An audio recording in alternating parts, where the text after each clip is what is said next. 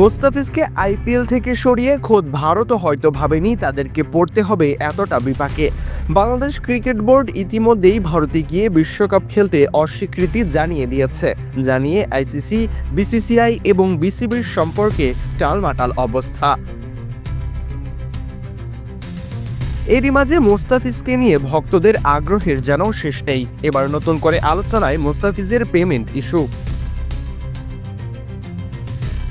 অনেকের মনেই এখন প্রশ্ন জেগেছে, তবে কি আইপিএল নিলাম থেকে প্রাপ্য পুরো টাকাই পেয়ে যাবেন দাফিজ? কারণ মোস্তাফিজের নাম তো তার ইচ্ছায় উইথড্র হয়নি। এই ঘটনার জন্য দায়ী তো ভারতীয় ক্রিকেট বোর্ড।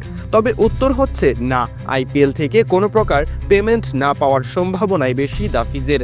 আইপিএলের বীমা পলিসি এমনটাই ইঙ্গিত করেছে।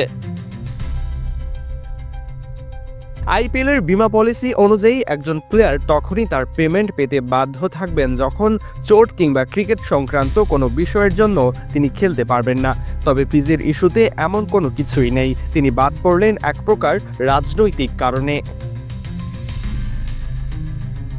তাই কলকাতা নাইট রাইডার্স ফিজকে নিলামের টাকা পরিশোধ না করলেও এ ব্যাপারে কিছু করার থাকবে না। কিন্তু ফিজ চাইলে একটি আইনি প্রক্রিয়ায় অংশ নিতে পারে, তবে তাতে ভোগান্তি বেশি। অন্যদিকে দ্য ফিজ অবশ্য এসব নিয়ে ভাবছেনই না। মাটির মানুষ দ্য ফিজ সময় কাটাচ্ছেন বাংলা গান শুনে। মুখে আছে এক ফকলা হাসি। আইপিএল আঘাতে ভাঙতেই পারেনি শক্ত ফিজের মনের দুয়ার। সরাজয়ন, ডি স্পোর্টস।